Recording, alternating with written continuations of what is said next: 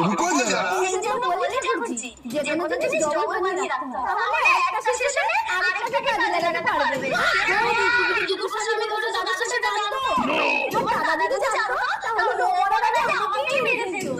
অল্প বয়সে